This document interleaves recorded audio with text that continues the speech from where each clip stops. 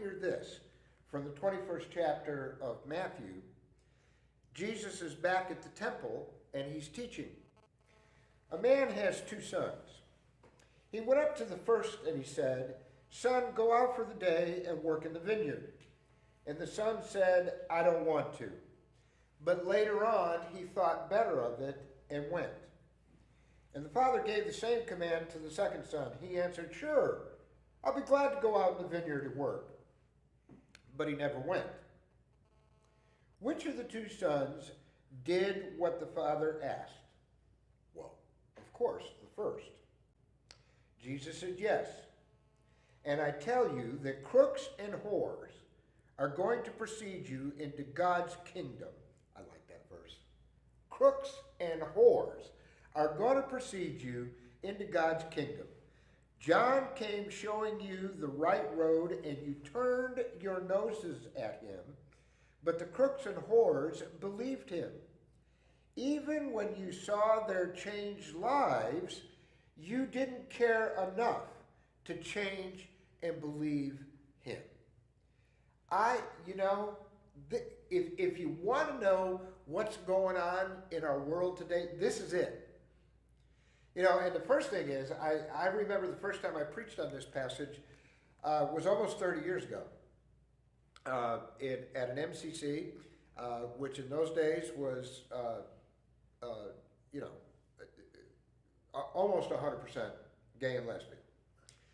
And I remember that if you were a pastor in MCC, and you would have to take 10 minutes to explain to the local clergy what MCC was.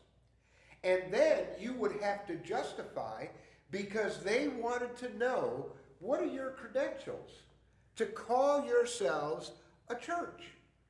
And so the first time I preached on this, I said, look, folks, if you're gay or lesbian, you know what this is, to have people ask you about your credentials. When you sit there and you say, look, I'm gay, this is who I am, and they'll look at you and they'll go, well, no, you can't. That's not within God's will. And then when you show them that they're probably wrong, what did they retreat back to? Well, what credentials do you have? Who have you been ordained by? Or where did you have your study?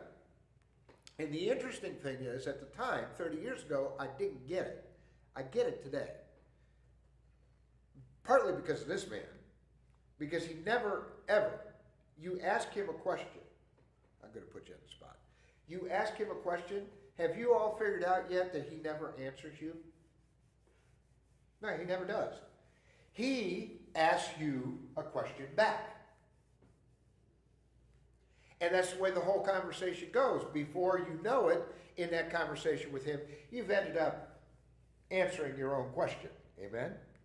Well, Jesus was doing the same thing, except that it was a little more pointed, because he already knew that they were what? In their approach to him. They were being hypocritical. And that's the main basis of this story, is about hypocrisy and whether or not you live your life that way. Because when you go to people and it's brought to you, well, what are your credentials? Well, why are you asking me that? Weren't we having a conversation about this or that or the other thing? I mean, nobody's ever asked Chuck for his credentials. Amen? Nobody's ever asked Billy for credentials. Amen? Nobody's asked you for your credentials. The bottom line is that we should just take people where they're at.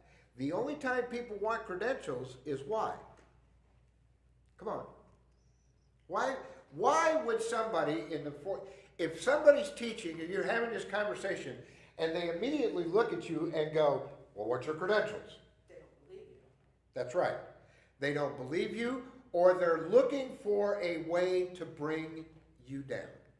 To the word, I believe, is discredit you. And they were sorely trying to discredit Jesus for the same reason that they were trying to discredit John. Because John had spent his entire ministry practically quoting Ezekiel.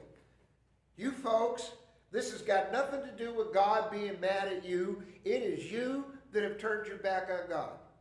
People do not like the truth, especially when it lands on their plate. And when I titled the sermon this week, Truth Hurts, it was based on the very last paragraph. Yes, I tell you, crooks and whores are going to precede you into God's kingdom. John came showing you the right road. You turned your noses up at him, but the crooks and whores believed him, and their lives changed. Folks, if there's a reason for us as a church to be a church without walls, that's the paragraph. It's, do you hear the message? Do you understand that your relationship with God eliminates all the other stuff that people can say about you?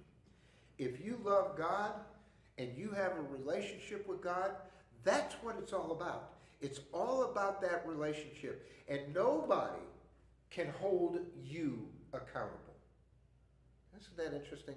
Now, I know we have to be accountable at work and we have to be, accountable to responsibilities. But I'm talking about the real stuff. How do you feel about yourself?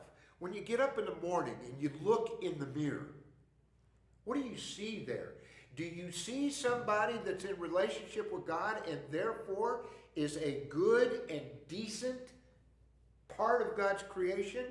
Or do you hear all the voices around you saying that you haven't got the proper credentials, that you haven't got the proper lifestyle, that you're not rich enough, that you don't have the right friends? And Jesus nailed it, because it's all the smart alecks in our community. And even the universal church does this. They tell you that there is a certain way to behave. And what they don't like to hear is that there are people that are going to be with God that they don't think should happen. I've always loved that phrase. I think it was Paul Tillich said it, and there are several other people that have used it since. There are going to be a lot of shocked looks on people's face when they get to Heaven's Gate as to who is there.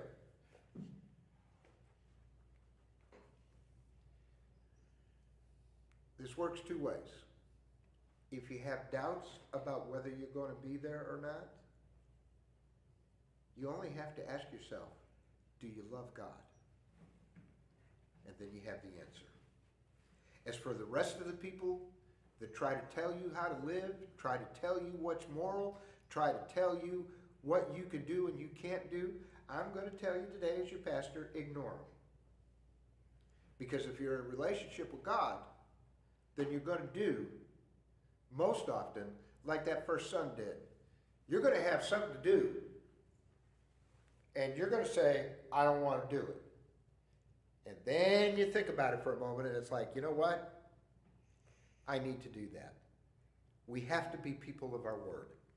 And that's why that first kid, is far better than the second. Most of us, and I know that that's the one thing in the church that drives me crazy, is people who will sit there and look at me and go, sure, Pastor, I'll do that. And then it never happens. Or they come up with every excuse under the sun not to do it. Be a person of your word. And if you're a person of your word and you have a relationship with God, then none of this outside stuff matters. God bless you.